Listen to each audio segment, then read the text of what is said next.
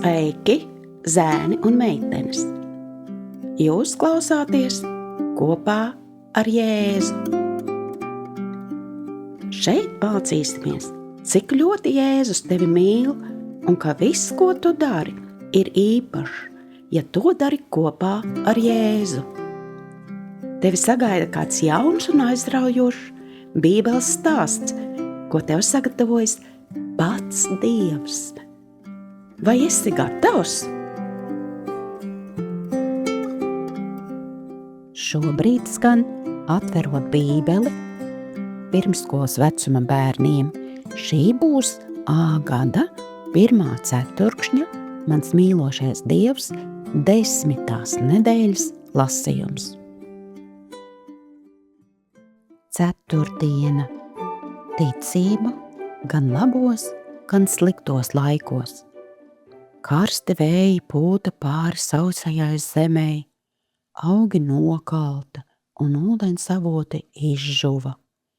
Kanāna zemē bija pienākuši grūti laiki, jo nelija lietus. Ābrama ceļojošā ģimene un dzīvnieki bija izslāpuši un izsaukuši. Būtu bijis viegli sākt kurnēt, bet Ābrams nesūdzējās. Viņš ticēja Dieva apsolījumam. Es tevi padarīšu par lielu tautu, es tevi svētīšu, un tu būsi par svētību. 1. Mūzus 12:2. Ābrams vēl vairāk lūdza. Dievs viņam palīdzēja būt drosmīgam grūtībās. Viņa kalpi to pamanīja, un arī viņi jutās drosmīgāki. Ģimene savāca savas mantas un atsāka ceļot. Ābrams viņus veda uz vietu, kur viņi varēja atrast pārtiku un ūdeni. Kur tas bija? Izlasīsim 1. Mūzus 12:10.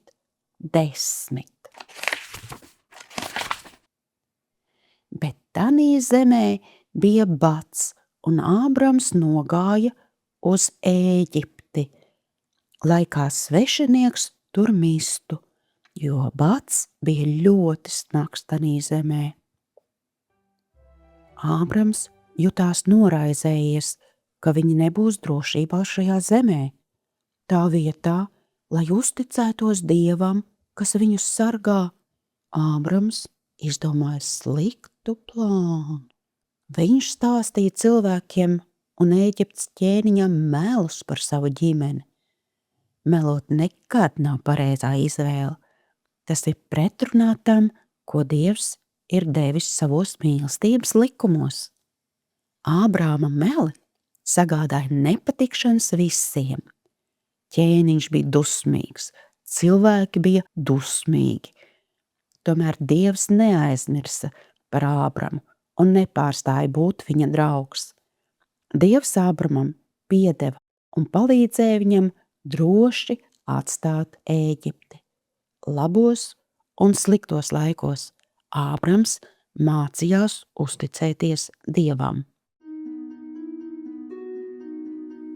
Mani interesē. Ko Ābramam vajadzēja darīt, kad viņš jutās noraizējies? Ko tu vari darīt? Kāpēc Dievs joprojām palīdzēja Ābramam pēc tam, kad viņš bija pieļāvis lielu kļūdu? Vai vari atcerēties, kā bija, kad Dievs tev piedeva lielu pārkāpumu?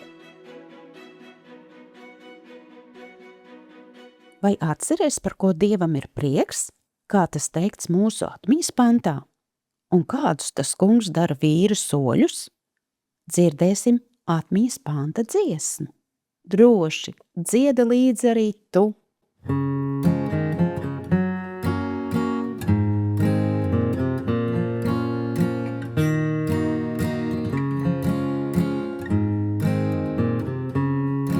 Tas kungs dara drošus vīra soļus, un viņam ir prieks par viņa ceļu.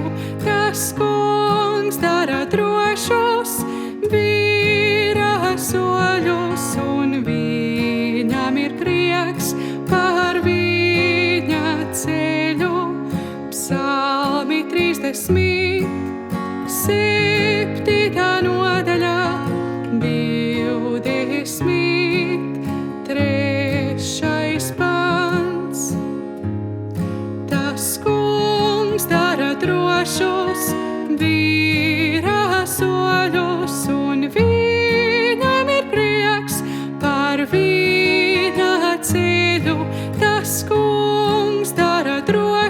soļus, vīra soļus, un viņam ir prieks par viņa ceļu. Psalmi 37. nodaļa, 23. pants.